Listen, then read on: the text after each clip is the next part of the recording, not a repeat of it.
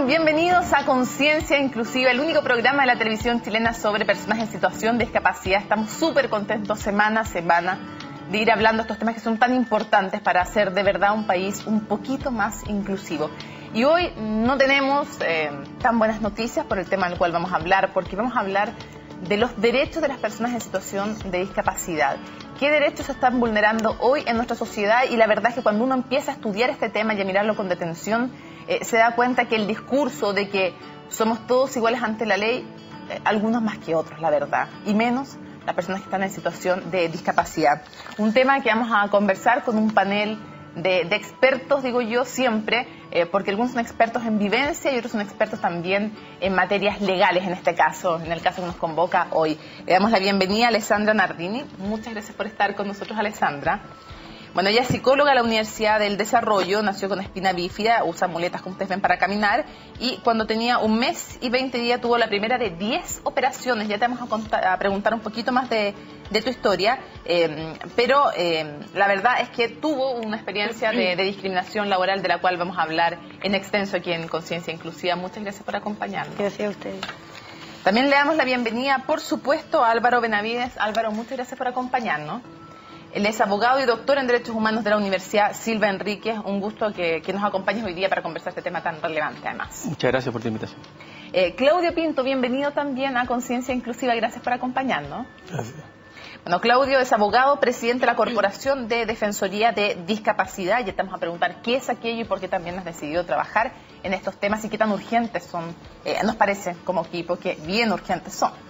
Y también le damos la bienvenida a Carlos Marmolejo. Carlos, muchas gracias por acompañarnos. Carlos tiene una malformación congénita en los brazos y en las extremidades, es conductor de camiones, pero hace muchos años que es conductor de camiones, uno que tenía camiones, uno que los conducía.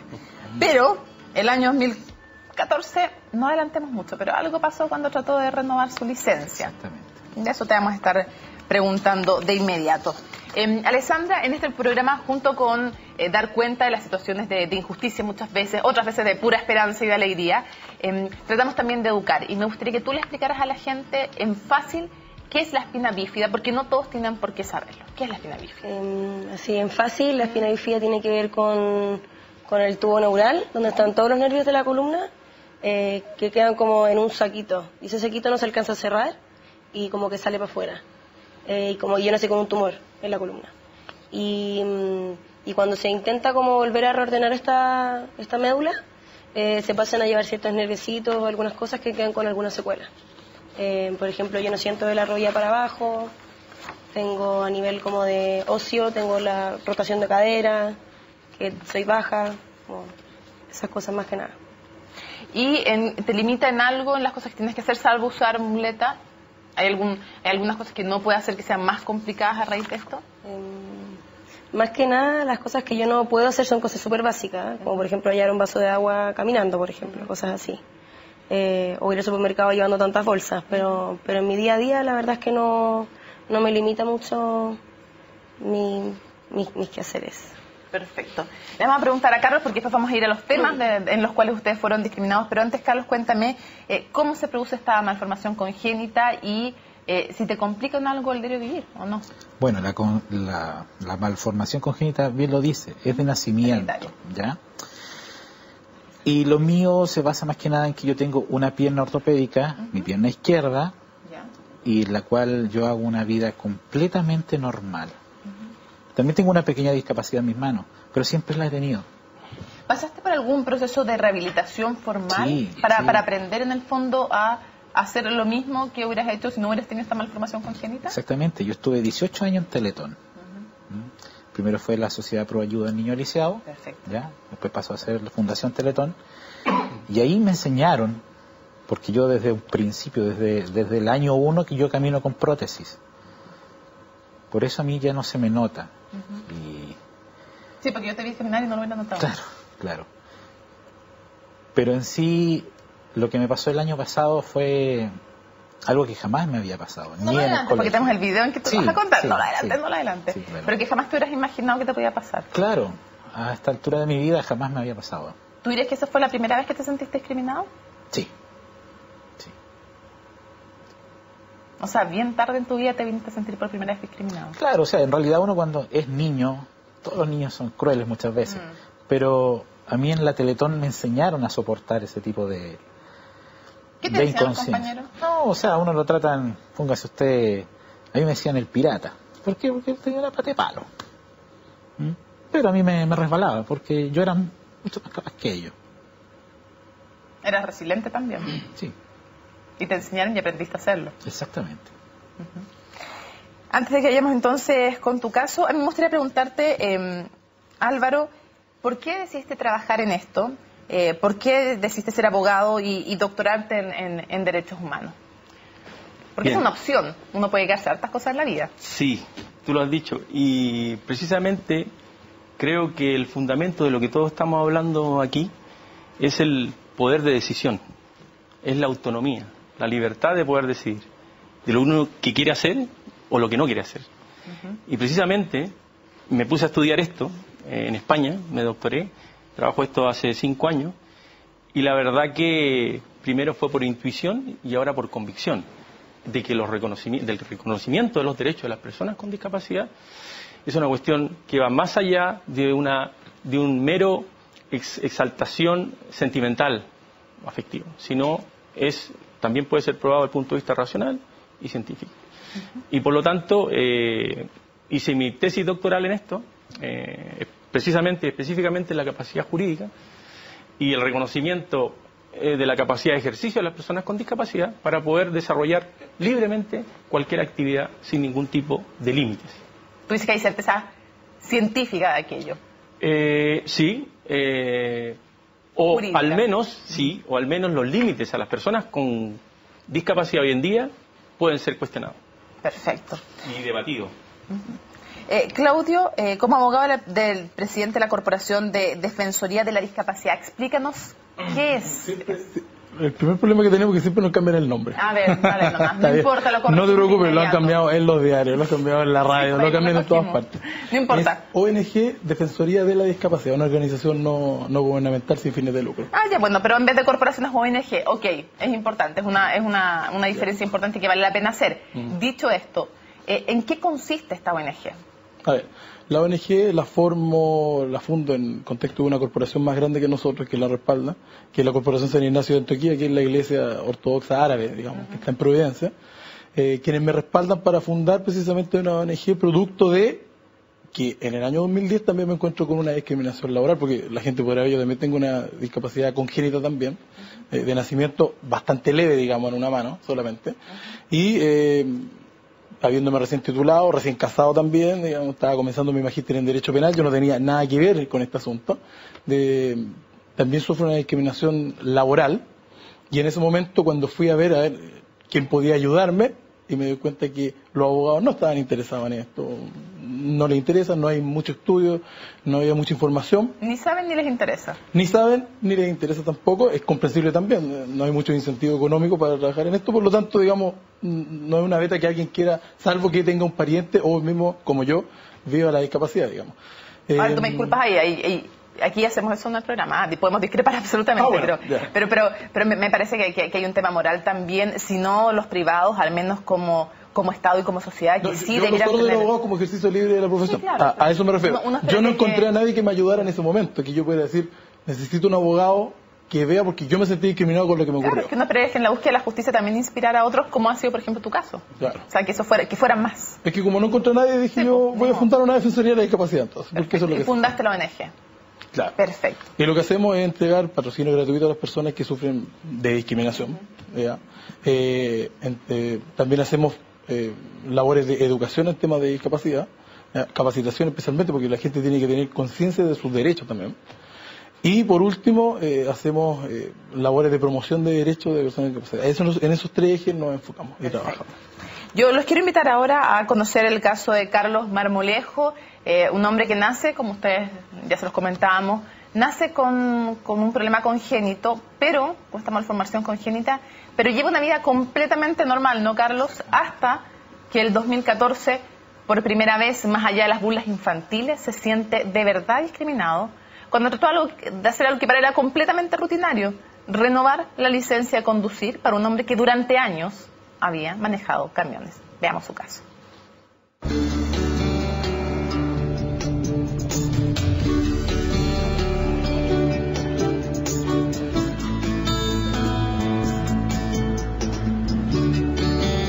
nombre es Carlos Marmolejo Maldonado, soy conductor profesional. Yo tengo una discapacidad en mis manos, la cual no me impide nada. Tengo una vida normal y tengo una pierna ortopédica. Conduzco hace 20 años, he conducido camiones, buses, autos normales, todo tipo de vehículos. Y yo fui a renovar mi licencia de conducir como cualquier ciudadano de este país. Y el momento de que me hicieran mis pruebas médicas, que son la vista y los reflejos, todo salió ok. Pero al médico le pareció que mi discapacidad en la pierna no era compatible con mi servicio, lo cual hizo que yo no pudiera obtener mi licencia en ese momento. Jamás yo había tenido un problema para renovar mi licencia, jamás. Fui derivado al servicio médico legal para hacer una reevaluación por este médico, el cual me trató muy mal, porque me dijo que yo era un peligro para la sociedad. Y para mí los peligros para la sociedad son los delincuentes. Yo no soy un delincuente. Yo soy una persona que sale todos los días a trabajar para poder mantener a mis hijos, para poder sobrevivir.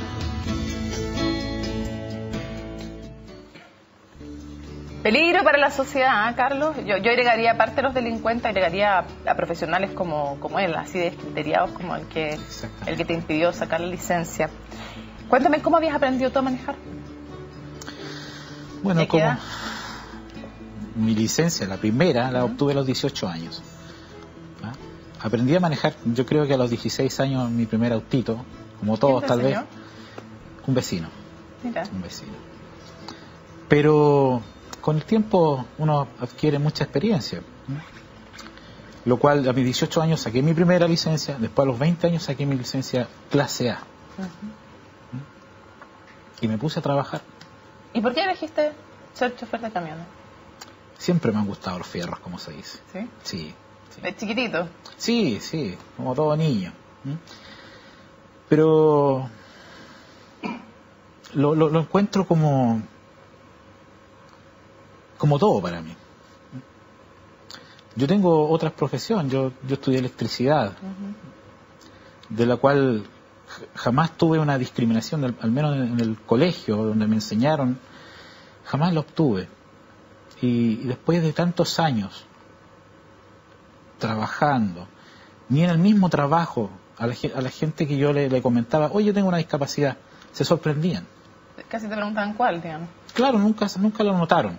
No, de repente me miraban las manos, oiga, ¿qué le pasó ahí a usted? No, yo nací así. Ah, ya, increíble.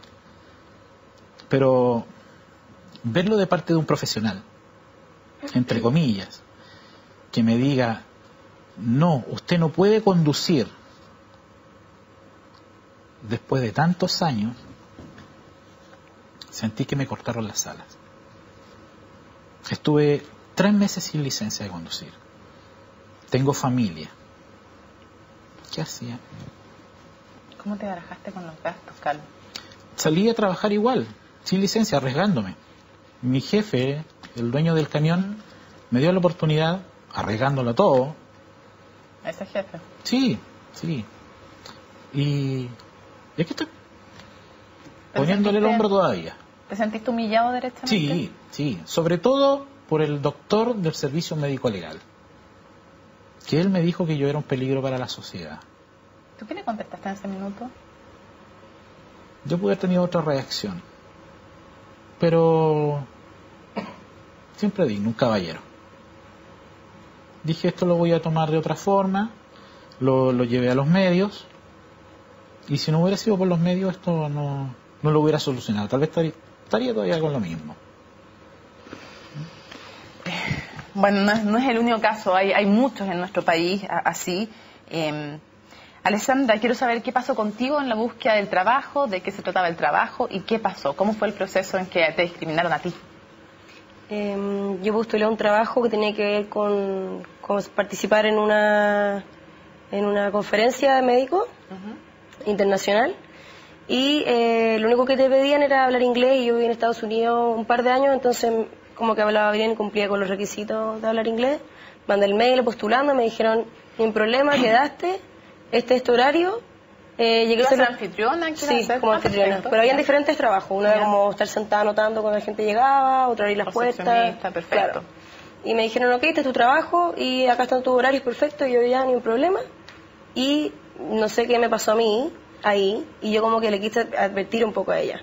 ¿Cachai? Entonces yo le dije por mail, como, igual yo te quiero contar que yo uso muleta, solo para que sepáis nomás. Y ahí fue cuando ella me dijo, no, ¿cachai? Ni una posibilidad.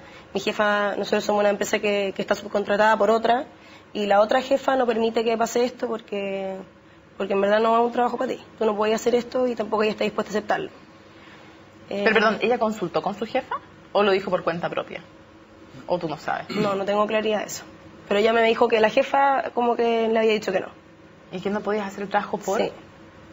Porque no había mucha razón, era como, no te conviene hacerlo porque te va a cansar mucho. Eso me dijo a mí ella. Ya, y yo le respondí como súper decepcionada, así como, ya, ok. Y después como que le conté a mi mamá y ella me dijo, pero a ver, ¿qué onda? No, ¿cachai? Y ahí mi papá escribió un mail súper enojado. No, mentira, yo mandé un mail diciendo, onda, porfa, conózcanme, como denme la oportunidad de conocerme, si es que ahí no les gustó, ni un problema, ¿cachai? Pero igual yo manejo, les dije como yo voy a la universidad, como hago mi vida súper normal, y no me respondieron. Y ahí mi papá mandó un mail como un poco más duro diciendo como, no entiendo qué está pasando, estamos en el siglo XXI, como... y ahí yo le vuelvo a mandar un mail a ella, porque ella le respondió a mi papá súper pesada, como diciéndole, bueno, no hay vuelta atrás, nosotros tomamos la decisión y no hay ni una posibilidad y punto. Nosotros conocimos a una persona que le operaron de la espalda y que tuvo que irse a la mitad de un trabajo. Y ahí yo le respondí y le dije que en verdad sentía como lo insistente que había sido por el tema, pero es que para mí era la única forma de poder trabajar. O sea, como que yo tenía que hacerme camino en el mundo de alguna manera. Si no era haciéndolo así, como que no tenía otra opción, pues. Y ahí le dije como que igual le agradecía como su disposición a haberme respondido los mails por último, pero igual yo le comenté que en el fondo yo no tenía un dolor de espalda, que esto era para mí, era para el resto de mi vida, y por lo tanto como que no era... Yo dependo de la paleteada de las personas finalmente. ¿Cómo que la paleteada? ¿Del respeto a tu derecho a trabajar? Claro, pero en Chile pasa que... ¿Se siente como una paleteada? Sí, pues, que uno igual depende del criterio del otro finalmente. Uno depende mucho de los protocolos que ya están hechos. Bueno, y ahí cuando mandé este mail, ella se le filtró un mail de su otra compañera de trabajo diciendo como, tranquila, la de Sandra ya entendió, así que no baja ninguna cagada, parece. Ese fue el mail que ella respondió. Me llegó a mí. Y te llegó a ti. Sí. Y ahí yo me enojé y ahí empecé como con el tema de las demandas y todo. Entablaste una demanda. Sí. ¿Cuánto tiempo te llevó ganar la demanda? ¿La ganaste? No, todavía está en proceso. ¿Todavía está en proceso? Sí. Esto fue como hace 2 años. Ah, hace 2 años y todavía está en Sí. proceso. Sí. ¿Y te ha tocado encontrarte en tribunales con ellos? No, Todavía no. no. ¿Y nunca más hubo contacto con ellos? O sea, lo que pasa es que yo salí en la revista el sábado y ahí hablaron con ella y hablaron y también estuve en la alfombra roja. Y ahí también apareció ella hablando, pero claro, de alguna manera lo que para mí fue muy terrible, más que te dijeran que no, es como la sensación de que te subestimen, po. Eso es como muy, muy doloroso porque uno igual se saca la cresta, porque uno sabe que puede. No, hasta que ahorita no decir nada, no hacer olita. Claro. Entonces eso es como doloroso igual. Como ella no va a poder, como, chuta, ¿quién eres tú para decirme eso, cachai? Como déjame demostrarte yo. Si no puedo, ni un problema, ¿cachai? Si yo sé que hay cosas que claramente no puedo hacer. Pero desde ahí como que te Pero la sabes subestimen. tú mejor que nadie, digamos. Claro, pues. Entonces eso es como bien doloroso igual. Álvaro, ¿cuáles son los casos más comunes de vulneración de derechos de las personas en situación de discapacidad? A ver, hay un montón. O sea, hay una variedad y también en relación a lo heterogéneo del mundo de la discapacidad. O sea, tenemos discapacidad física, discapacidad intelectual, discapacidad sensorial y en todos ellos hay un cúmulo de vulneraciones a un tratamiento desigual e injustificado. O sea, desproporcionado e irracional. Entonces, por eso una discriminación arbitraria. ¿Por qué ese tratamiento desigual? Porque el enfoque que se tiene en la sociedad hoy en día, en todas, en la mayoría, es que las personas con discapacidad están dentro de un modelo médico, rehabilitador, y se le asimila a una persona enferma. Y por lo tanto, ahí empieza la estigmatización de la persona. No sirve, no es útil, es peligroso, te hacen una paleteada. Tenemos que rehabilitarnos, nos dicen. Tenemos que normalizarnos. ¿Normalizarlos por qué? Si nacemos así, somos diferentes. Tú eres diferente a mí, a Alessandra.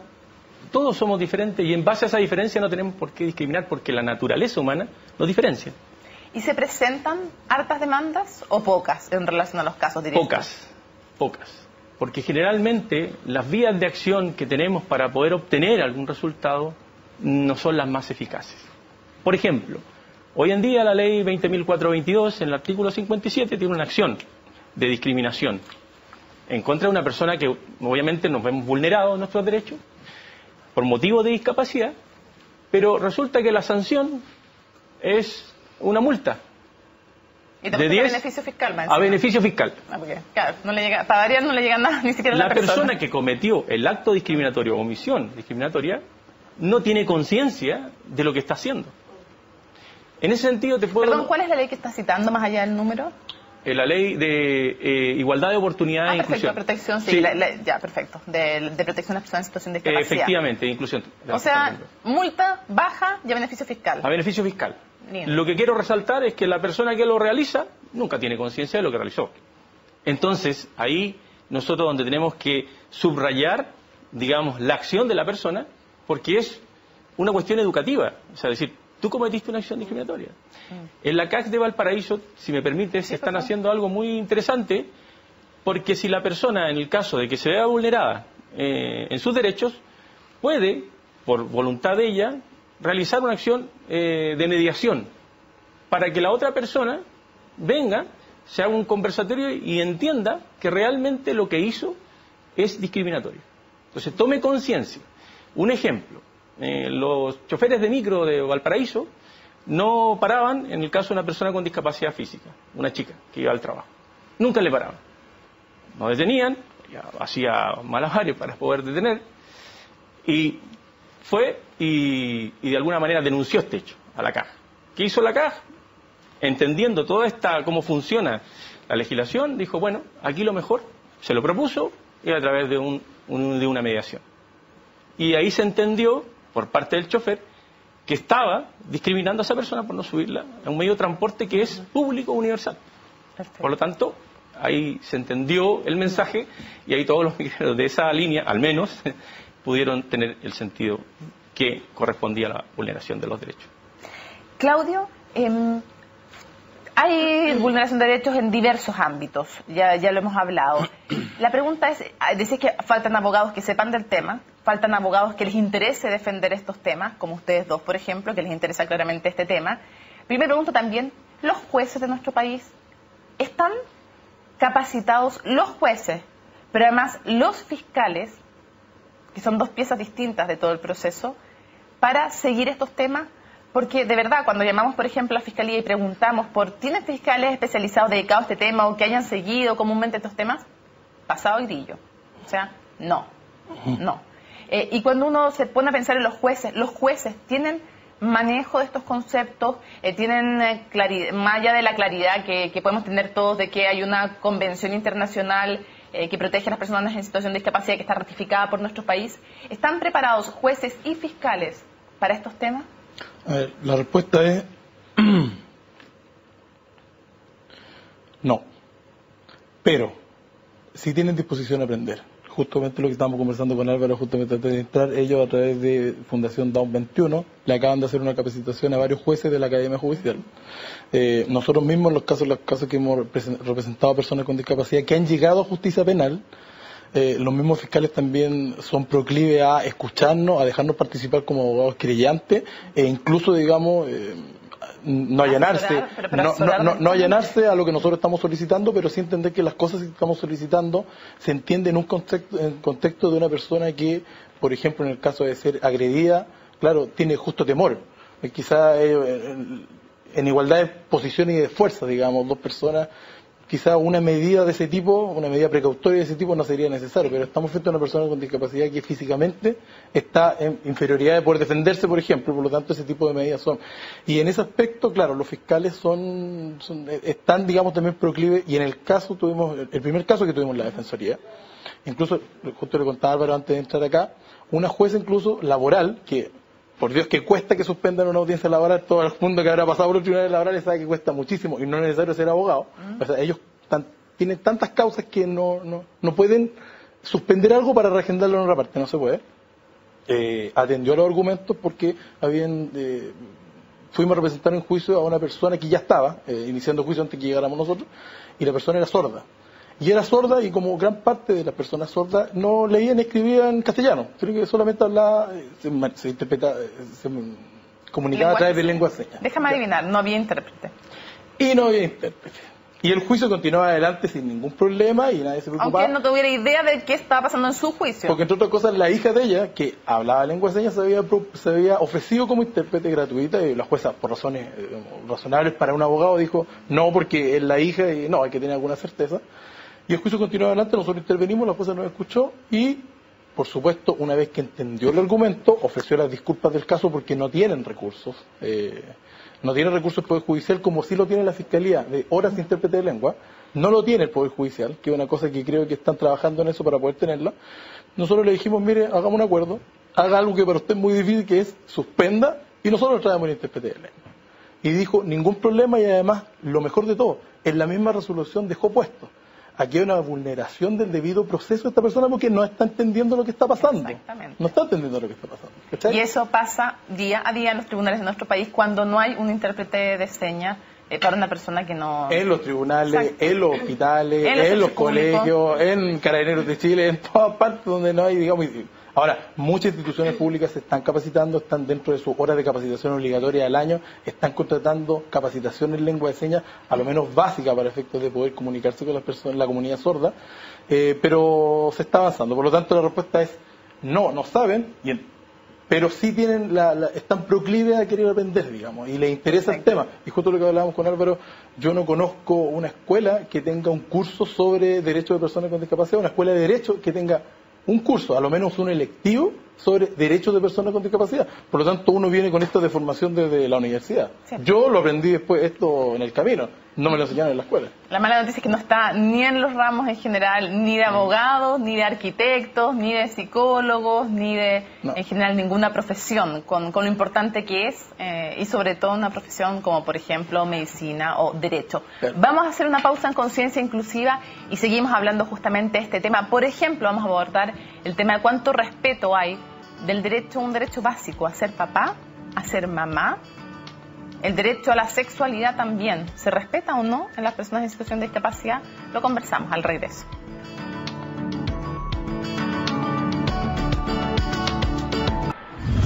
Continuamos en Conciencia Inclusiva, hoy hablando de la vulneración de los derechos de las personas en situación de discapacidad, desde laborales, educacionales. Nos vamos a saltar incluso educacional, que es un tremendo tema porque lo hemos hablado muchas veces en Conciencia Inclusiva, pero son cientos de miles los niños que están siendo vulnerados en su derecho a la educación porque no los reciben en colegios o los reciben pero no les dan la educación que necesitan. Establecido eso, vamos a seguir con otros temas.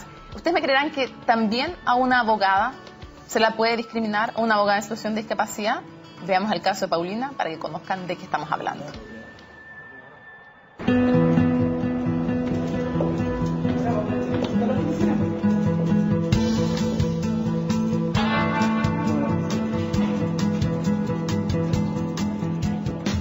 Mi nombre es Paulina Bravo Guzmán, soy abogada ejecutora de un convenio de colaboración que existe entre la Corporación de Asistencia Judicial de la Región Metropolitana y el Servicio Nacional de la Discapacidad.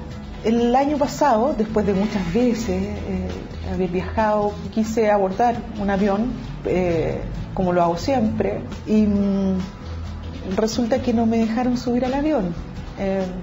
Primero argumentaron que yo, en razón de mi discapacidad, debía haber avisado con una determinada cantidad de horas de antelación a la compañía. Luego de eso cambiaron el argumento y me dijeron que el perro tenía que usar un bozal.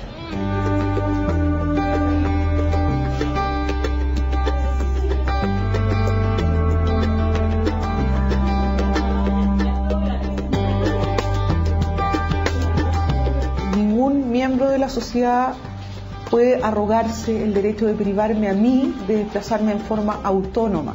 Por algo Chile ratifica a través de sus autoridades y en nombre de la soberanía de todo el país los pactos de derechos humanos, haciendo suyas esas normas.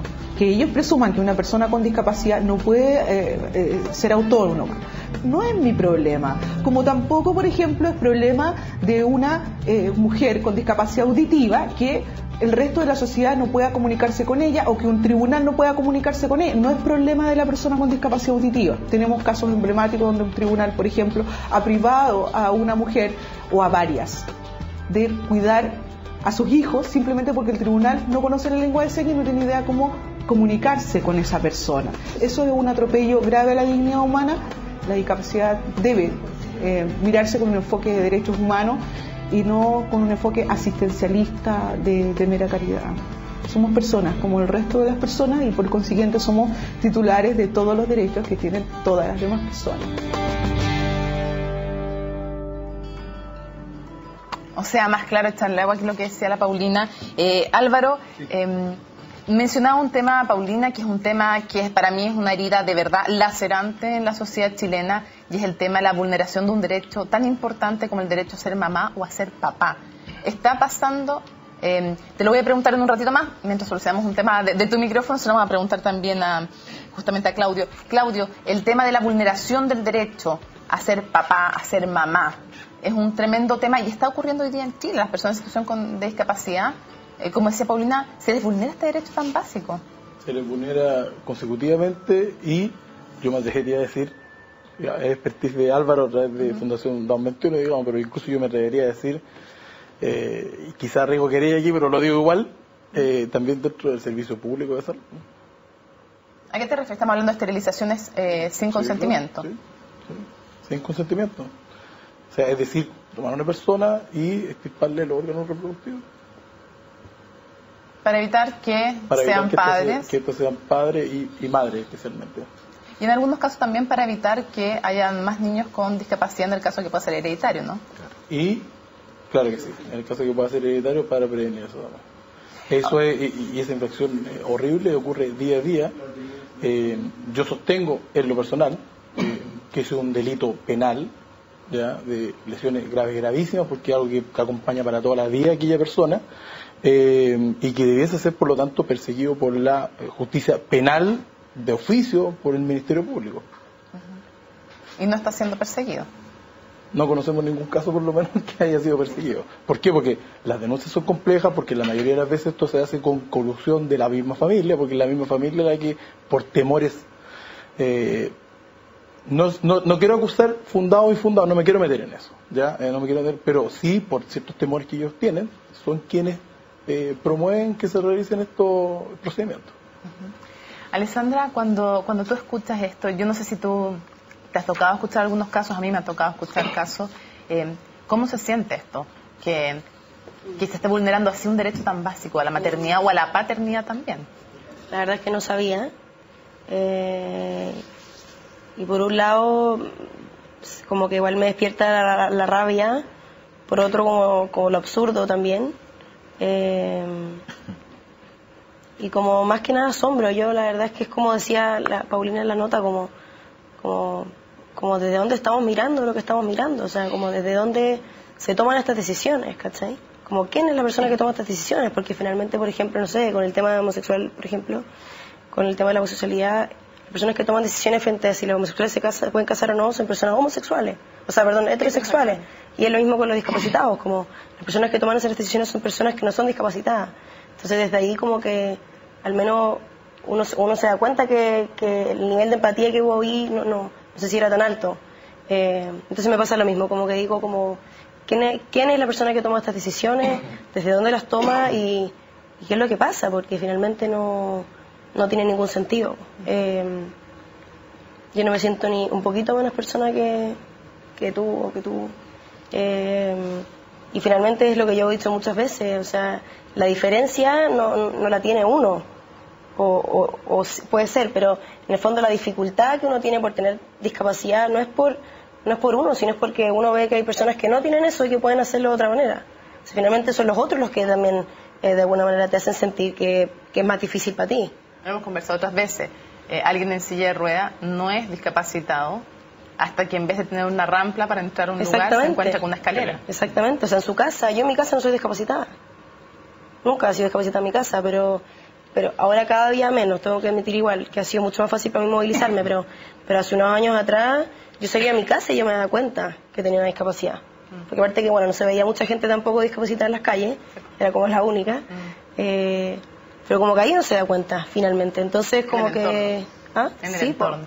Sí, pues. Quiero volver, Álvaro, contigo al tema de la esterilización de personas en situación de discapacidad sin consentimiento y a veces incluso contra la voluntad de la persona. Es un tema que se está dando hoy día en Chile, ¿no? Sí. Primero que todo me gustaría hacer un previo en el sentido de que la Convención Internacional sobre los Derechos de las Personas con Discapacidad también reconoce los derechos reproductivos y sexuales. Es que hay una gente que no tiene por qué saber la gente que una convención está por sobre la ley nacional. Bien. O sea, si uno ratifica una convención, sea de esto o de otro tema, está obligada a toda la legislación nacional, en teoría. Bien. Nosotros en la Constitución tenemos el artículo 5.2, donde se reconocen todos los tratados internacionales, e incluso es más, el ejercicio de la soberanía nacional es un límite a estos derechos, a este reconocimiento de los tratados. Por lo tanto, tienen una categoría, rango constitucional. Está reconocido entonces los derechos sexuales y reproductivos de las personas en situación de discapacidad en esta convención. Correcto. Pero, en el día a día en Chile... Pero, lamentablemente, o sea, ni siquiera constitucionalmente está reconocido ese derecho en nuestra Constitución. Está el derecho a la vida, a la integridad física, pero los derechos reproductivos y sexuales no están. No, tendremos que buscar los días que está ratificada una convención. Efectivamente. Okay. Entonces, para la convención lo que trae en realidad es la vinculación de los derechos, de las personas, de los derechos de las personas con discapacidad como derechos humanos. Es una cuestión de derechos humanos. Okay. Y al colocarlo en ese ámbito, todo lo que es el principio de seguridad jurídica que tenemos acá, en el ordenamiento jurídico nacional, está, podríamos decir, por debajo. O sea, primaría en este caso esa vinculación. Por eso el reconocimiento al derecho de reproducción y al derecho de la sexualidad, a tener relaciones sexuales con quien quiera y cuando quiera, el derecho a reproducirme, a tener los hijos que quiera y cuando quiera, eso es un derecho ya reconocido por la Convención. Ahora, ¿qué es lo que pasa en el día a día? Porque este es un tema del cual no se habla.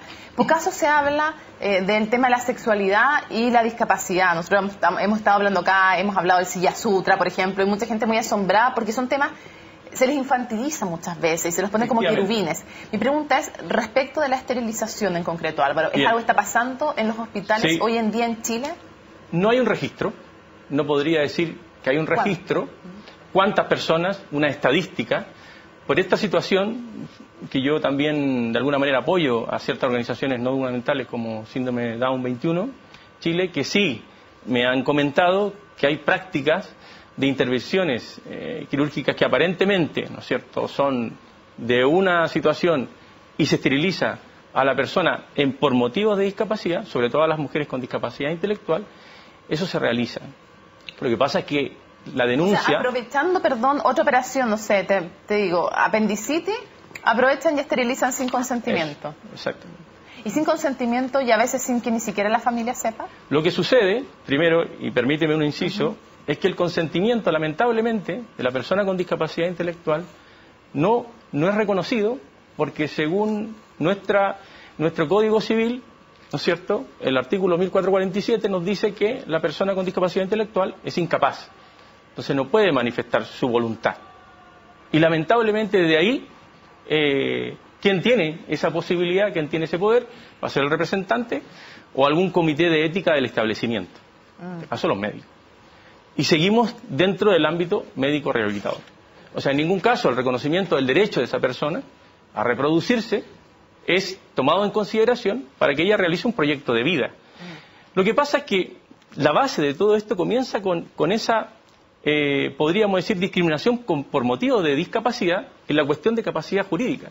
Si la persona no tiene capacidad de ejercicio, si la persona no tiene capacidad de poder manifestar su situación, comunicarla, se anula completamente su voluntad. Hay otro tema más, y es que en la ley de adopción que se está reformando todavía y en la nueva propuesta que viene, también se pone como no es que obligatoriamente si tú eres un padre con una madre con algún tipo de discapacidad van a dar a tu hijo una adopción, pero es una de las causales para poner en situación de adopción a un niño el tema de que sus padres estén en situación de discapacidad. ¿Cómo puede ser posible eso? Que en la legislación chilena esté eso vigente.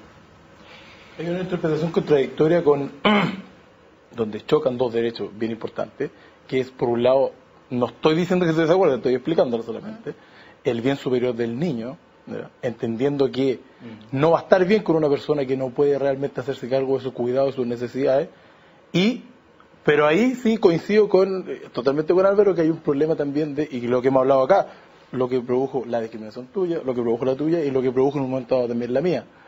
La presunción de falta de competencia. Es que eso es lo que te digo, lo vemos inmediatamente presumimos. La discapacidad puede ser un ítem, porque claro, cuando tú me pones dentro de los ítems, no sé, drogadicción, no sé qué más, carencia de un hogar donde tener al niño, qué sé yo, y pones una serie de cosas, se entiende, o no sé, violencia en el entorno, eso se entiende que se pongan como condiciones, pero que la discapacidad por sí sea un ítem relevante, en vez de ver caso a caso si la persona puede estar bien cuidada o no, más allá de la discapacidad, y no se considera más el tema de los apoyos que una persona muchas veces tiene, una persona en situación de discapacidad. Eso es lo que llama la atención. Sea tan pobre en eso la eso además vulnera otra cosa más, de pasada, volviendo a la Convención sobre Derechos de la Persona con Discapacidad, vulnera el derecho de la persona de formar parte de una familia, pero también formar una familia, también tener una familia, tener hijos a su cargo, estar casada. ¿Querías aportar una cosa? Simplemente ¿Sí? aportar digamos, siempre, como tú bien dices, el cuidado del niño tiene que ver con la idoneidad de la persona.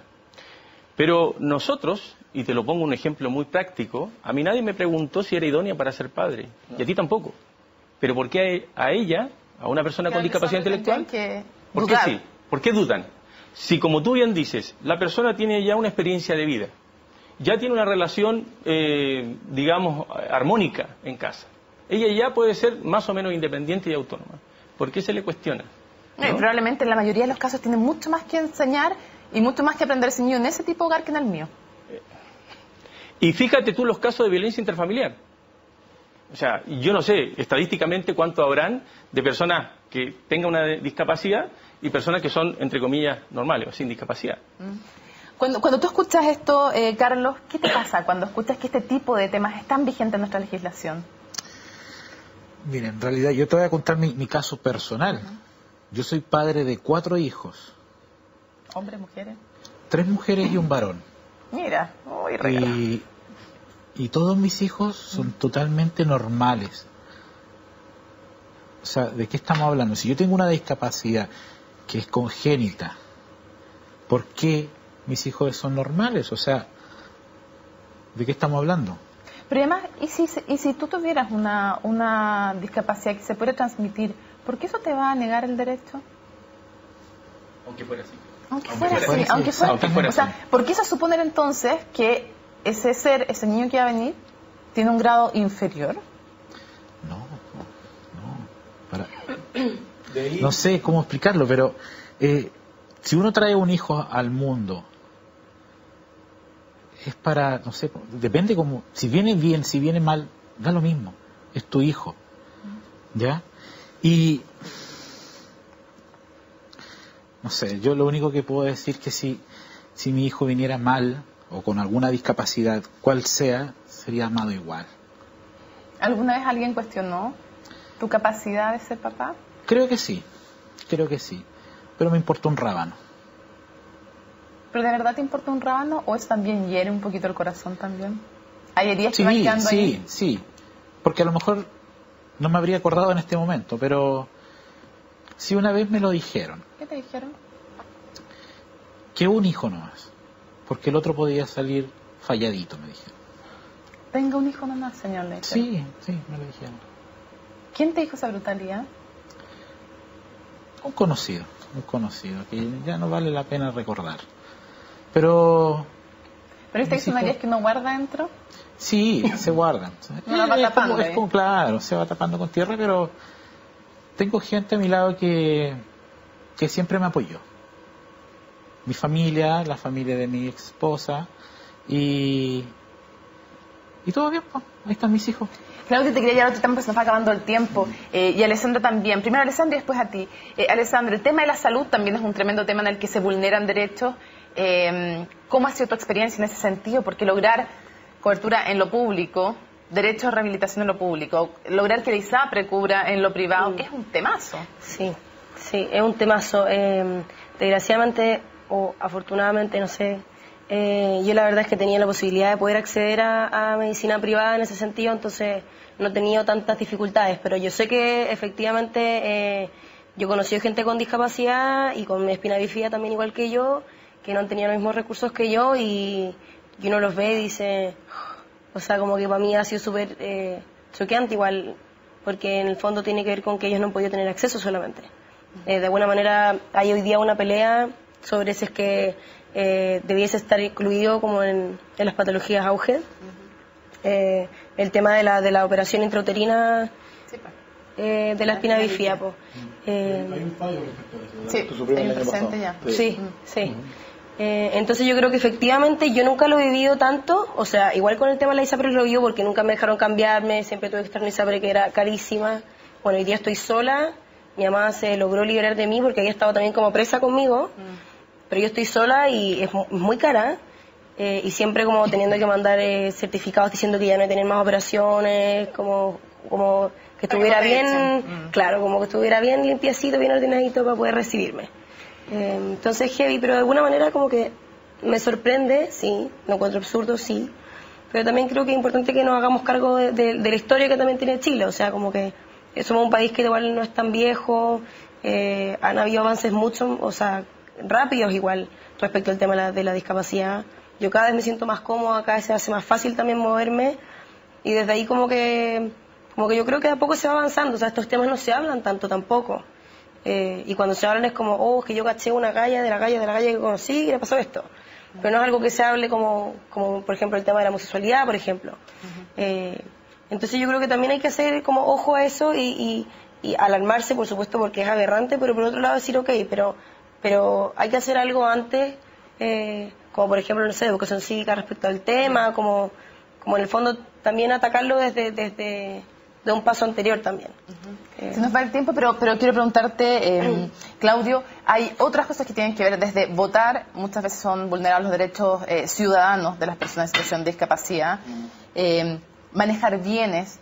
¿Qué pasa con el tema también de declarar a las personas interdictas, derechamente, cuando muchas veces no tienen por qué? Hay un tema ahí también de vulneración de derechos desde ciudadanos hasta patrimoniales y de dejar a alguien interdicto cuando no tiene que estar declarado, ¿sí?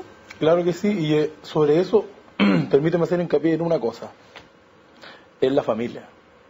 O sea, yo quiero dar, por favor, apelar a la familia que deje de ellos mismos solicitar patrocinio jurídico en la Corporación de Servicios Judiciales o en otra parte, en alguna clínica, en alguna parte, o conseguirse abogado por otro lado, que comiencen con estos trámites de interdicción. Tú te metes al Poder Judicial, ya, sin buscar ningún rol en particular, y pones la palabra discapacidad en el buscador y casi todas las causas que te van a aparecer son interdicciones. ¿Muchas de ellas erróneas? ¿Pedidas erróneamente? No sé si pedidas erróneamente porque muchas de ellas, por ejemplo, tienen que ver, no me puedo meter en eso porque algunas efectivamente son necesarias para personas que tienen que administrar su patrimonio y ya son de muy avanzada edad y los afecta quizá una enfermedad mental. Es posible, no sé. Pero, por ejemplo, en el caso nuestro, nosotros tuvimos que negarle de frentón el patrocinio jurídico a muchas personas que vino a la Defensoría diciendo, estos defensores de discapacidad me están recomendando, y lo voy a decir tal cual, me están recomendando en el banco, porque tengo que ir con mi hijo a cobrar el cheque de la pensión de invalidez, que sería más rápido si usted lo declara interdicto, y usted, como representante legal en ese caso, viene a cobrar el cheque y lo hacemos todo mucho más rápido. Y no corresponde la interdicción. No solo no corresponde, sino que además le explicamos por qué no tiene que hacerlo. O sea, ustedes mismos, si bien las familias son los principales elementos inclusivos en la vida de todos los que vivimos con discapacidad, también en la mayoría de los casos, y este es un caso en particular, son los principales, o el primer elemento también discriminador en este caso. Para ir cerrando, tengo algunas preguntas breves para ti. Carlos, ¿cuál es el viaje de tu vida que te gustaría hacer manejando tú? Al final del mundo, hasta la carretera austral. ¿Y tú manejando? Sí. cuando estás arriba de un auto o de un camión y manejando tú? Yo soy sientes? feliz. Yo soy feliz.